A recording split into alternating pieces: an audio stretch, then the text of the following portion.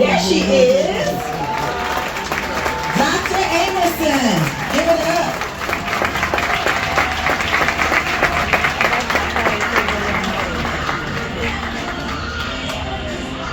Okay, y'all should be dancing right now. It's a roar song. Y'all all have roar. You need to roar. We all roar. Administrators, you got some roar in you. Cry, roar, one of them.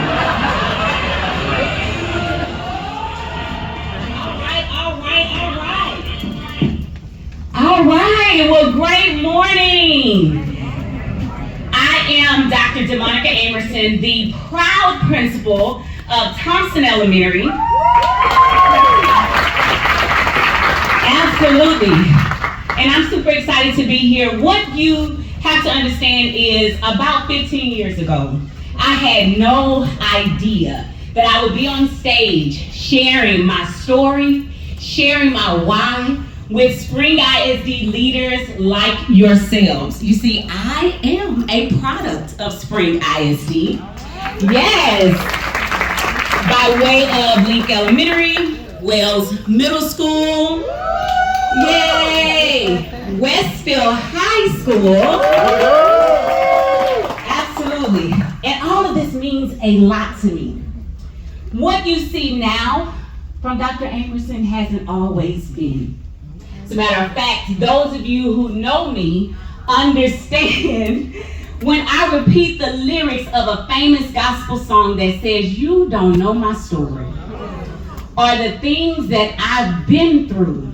You can't feel my pain or what I had to go through to get here. You really don't even understand why. But don't try to figure it out, because my worship is for real.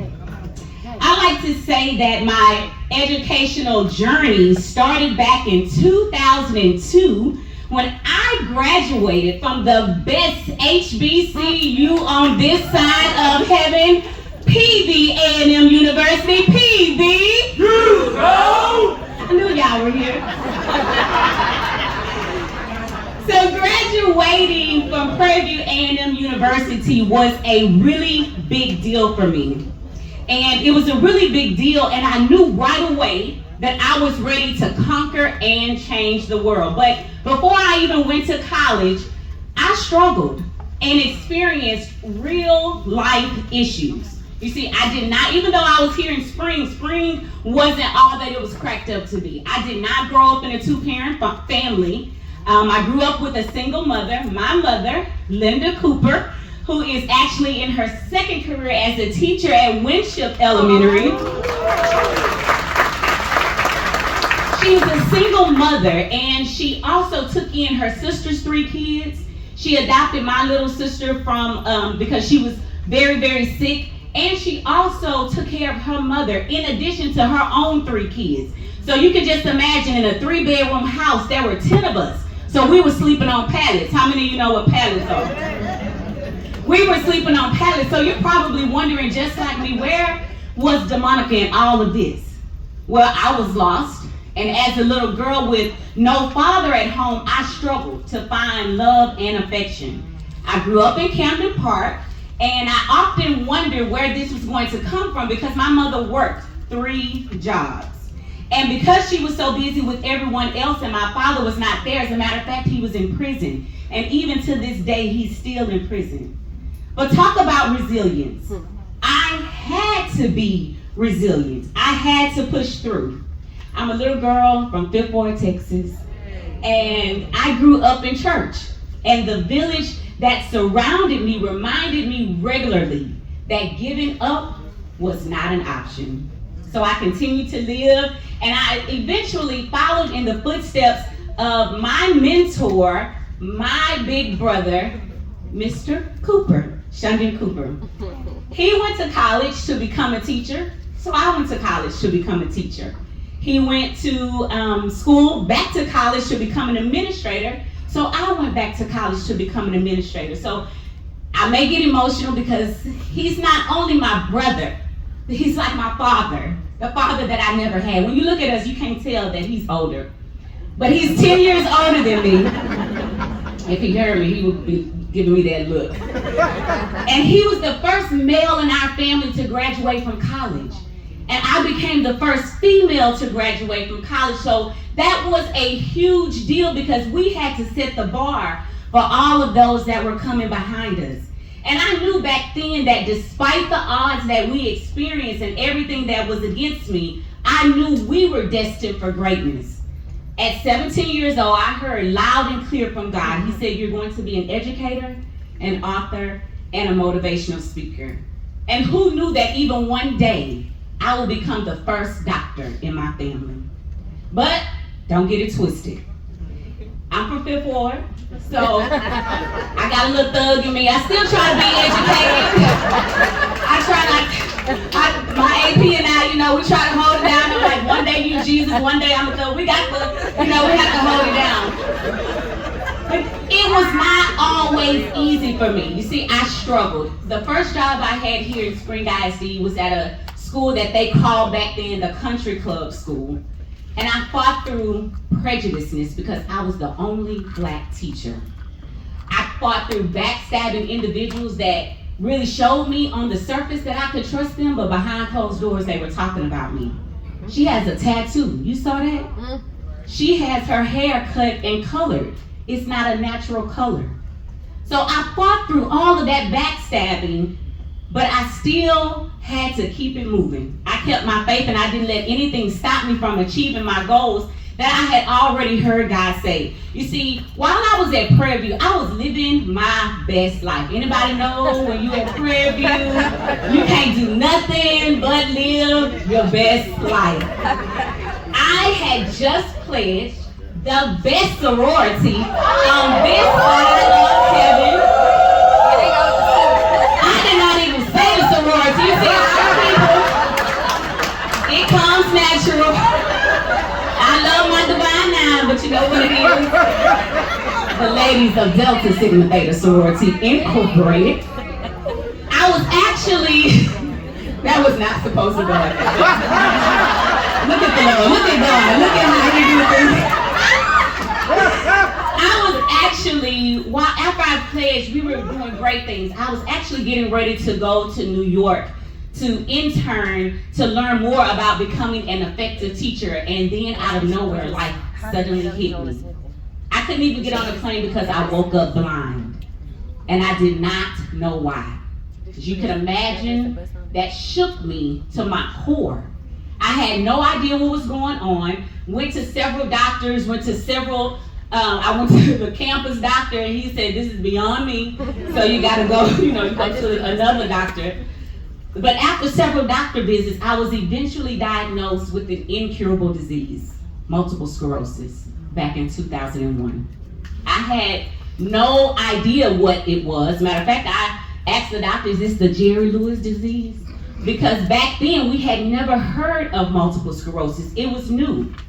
And so I had no idea how I was going to fight. But you guys heard me say I got a little thug. I couldn't give up. I knew I had to fight because God had another plan for me. And because I grew up in church, I had a strong faith and belief. I knew he was there. So the people that were surrounding me kept saying, pray about it. Because why, that's all they knew. But that wasn't working for me. Just praying didn't really solve my problem. My grandmother, my mother, they couldn't understand how to help me fight the depression. Because you see, when you're told that you have an incurable disease,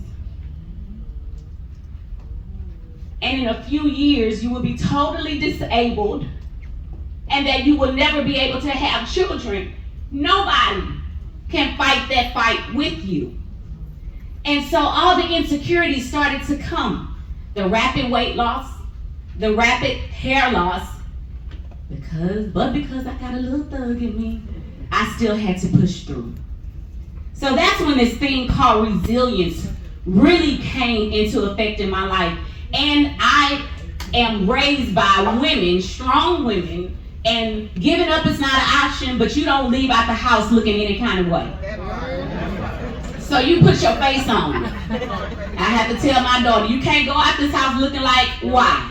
You got to figure it out. Get yourself together. So I I had to continue pushing and I had to put my face on. So after many medical treatments, all of this, I kept living. Fast forward, I remember I said, I heard God say that I would be an educator, author, and motivational speaker. Well, I began to write down everything I heard God say. And today, I stand before you as a 4-time published author, highly sought after motivational speaker, speaking on platforms all around the world. I had no idea back in 2001 when I was just told that I would be totally disabled, that any of this would happen in my life. I had no idea these things were in my future, but my resilient, not giving up attitude kept me focused on my goals. Now, what I really want you to know is you do not have to be from a well-to-do family. You do not have to have all of the answers, but let me tell you, what you do have to have is a vision with grit and resilience. In my life, there have been many a times where I've been knocked down. You too will also get knocked down, even by people you think you can trust. Understand there will also be times when God puts you in situations and it just does not make a lick of sense. But you got to keep going. Understand that those darts that are coming your way are sometimes actually signs that are a reminder that you're right on track. So keep going. Things started to look up for me and I became really excited because I was announced as the principal at Clark Middle School back in 2016. And again, I was young, I was ready, nothing could stop me. Then I went inside to Clark Middle School. I was ready to take on the world. But I didn't know what I didn't know. The 3.5 years that I spent at Clark Middle School were some of the toughest years in my educational journey.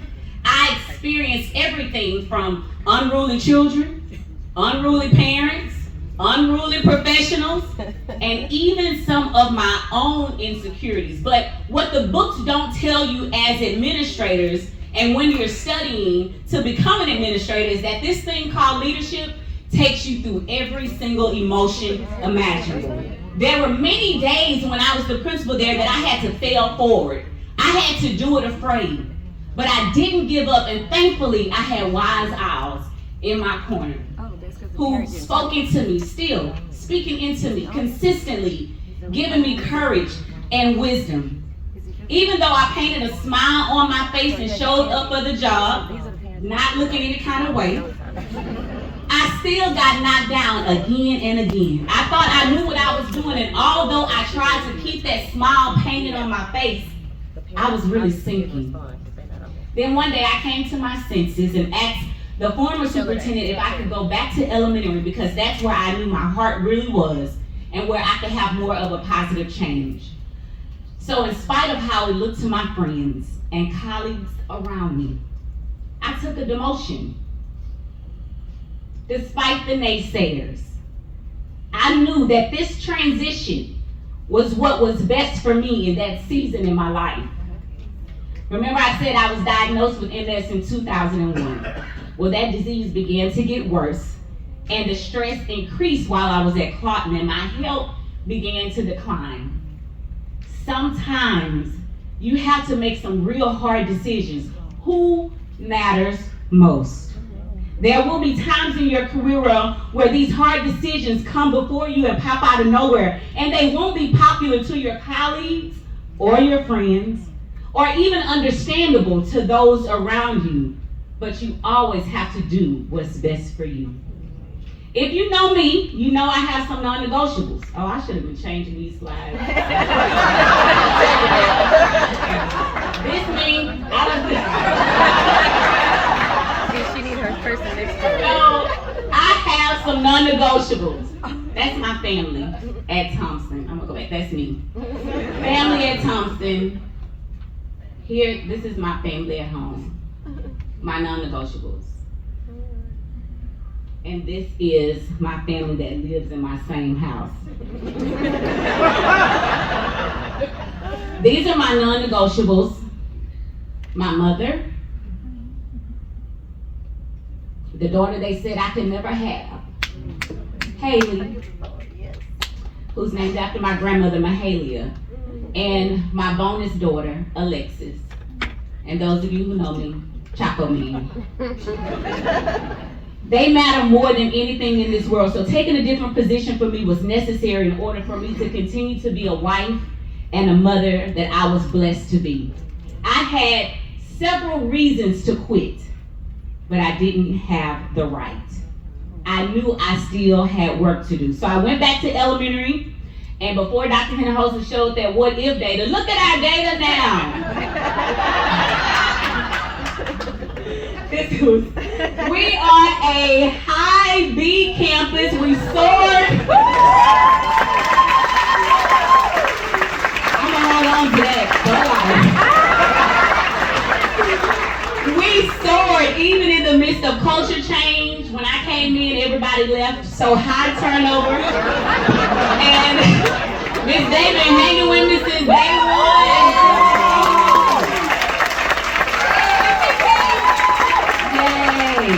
My yin to my yang. So we soared, not just academically, but also culturally, and by growing other professionals that are in this room to be leaders as well.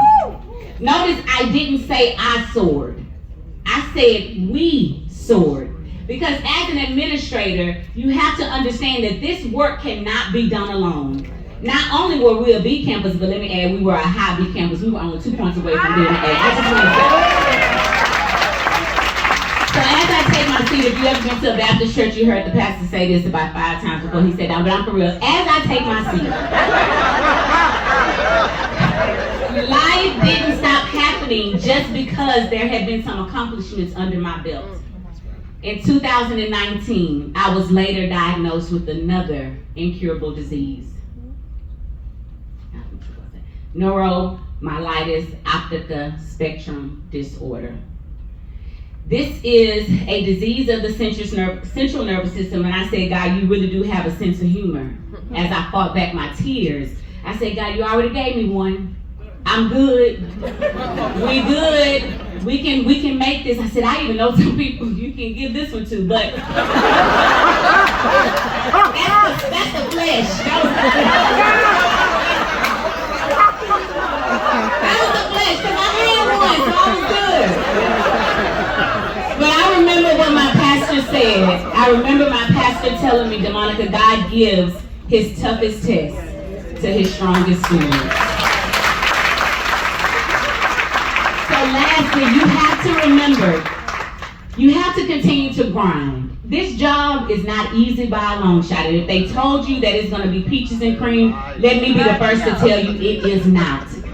But at the end of the day, the satisfaction you get when you see that you have grown people, because that's the calling on your life. It's not just about sitting in the office and looking through and giving orders. Because what you're going to find is half-time people not listening anyway. But it's more about building the relationship that says, not am I giving you an order, but I want to work for you. I want to work by alongside of you. So like me, you have to continue to grind and stay focused on your goals despite the darts and obstacles. Being a leader is not easy, and you have to make a choice daily to lead. It's easy to show up, but can you really lead? The vision you've been given and the work you are doing is not about you. Let me say that again. No matter how nice your edge up is, your hair, your suit, it's not about you. And you have to be all right with that. My dream of changing the world is happening every single day. One scholar, one teacher, one leader at a time. Remember, I said I have many reasons to quit, but I don't have the right. So leaders, today, dig your heels in and choose to unlock the power within you.